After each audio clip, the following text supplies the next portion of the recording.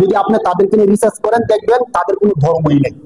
তারা না মুসলমান, না হিন্দু, না বৌদ্ধ, না খ্রিস্টান, আবার না এগুলো স্বীকার করে। সরকার নামে যে ব্যক্তিটা বলছে যে আল্লাহ কতক্ষণ বলে আউয়ালু মা খালাকাল্লাহুল কলাম, আউয়ালু মা খালাকাল্লাহুল আরশ, আল্লাহ কতক্ষণ বলে যে আমি প্রথম সৃষ্টি করছি কলম, আবার বলে প্রথম সৃষ্টি করছে আরশ, আবার বলে প্রথম সৃষ্টি করছে নূর।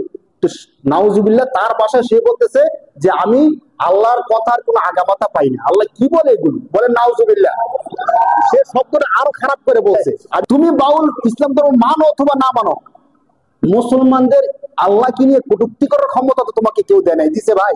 বলেন, তুমি তোমার মতো গান করো। আরেকটা প্রসিদ্ধ দেখেন, সে সূরা নাস কইরা কুল আউযু বিরাব্বিন নাস মালিকিন নাস, একটা হলো সূরাটা শুদ্ধ পড়তেই পারে নাই, শুধু নাস নাস শব্দটা বলতে পারছে। বললে সে কি বলতেছে যে আরে আমরা যে নাচানাচি করি, মৌলবীরা যে আমাদের বিরোধিতা করে, আল্লাহ নিজেই তো নাচার কথা বলছে। বলেন নাউজুবিল্লাহ। এই কুল আউযু বিরাব্বিন নাস মানে কি নাচার কথা? কত গন্ড মূর্খ, মানে কত চরম পর্যায়ের দৃষ্টতা এবং মূর্খতা হইলে সে বলতে পারে যে আল্লাহ তো নাচার কথা বলছে। নাচর তো মানুষ।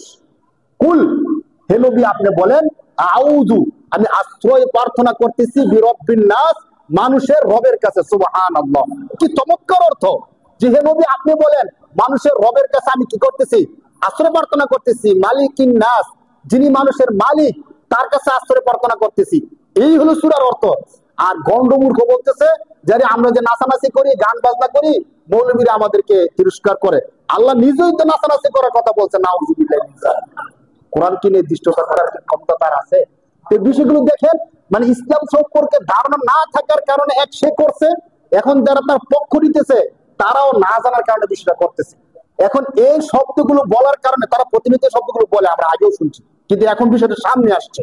এই শব্দগুলো বলার কারণে এমন বাউল শিল্পী আবুল সরকার সহ যারা এগুলো বলে তারা সরাসরি কাফের। তারা সরাসরি কি ভাই? এটাকে বলার জন্য কোরআন হাদিসের দলিল লাগবো বুঝার জন্য? তারা যে কাফের এটা কি অস্পষ্ট না স্পষ্ট? আবুল যেমন কাফের, যারা তাদেরকে সমর্থন করে তারাও কোন পার্থক্য আছে বলেন? যে বলে যে বাংলাদেশের সংস্কৃতি নষ্ট করে দিয়েছে, বাউলদেরকে ধ্বংস করে দিতেছে, তো তোমরা বাউল মানে কি আল্লাহকে কটূক্তি করা? প্রতিবদ্ধ বাউল সম্পর্কে না, গান সম্পর্কে না, প্রতিবদ্ধ হচ্ছে আল্লাহকে নিয়ে বাজে কথা বলার কারণে। সূরা নাস, কোরআন শরীফ নিয়ে বাজে কথা বলার জন্য প্রতিবাদ হচ্ছে। বিষয়টা অনেকেই বুঝতেছে না।